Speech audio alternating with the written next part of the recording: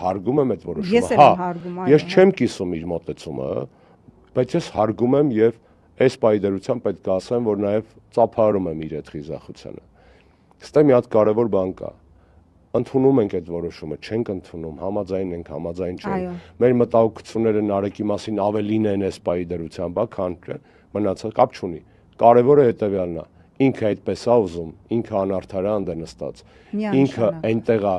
եւ իր պայքարի այդպիսի ձևն է ընտրել։ Մենք պարտավոր ենք իրան սատարել։ Ոստի ես դες խնդրում եմ, ինչպես Նարեկը մի քիչ կոշտ էր գրել, արդեն սոված էր այդ ընթացքում ջղայն էր, հորդորում եմ չհորդորել, ես այդ ձևակերպումը չեմ տա, բայց այդ ձևակերպումը մարդկային է։ Բայց ես խնդրում եմ բոլորին,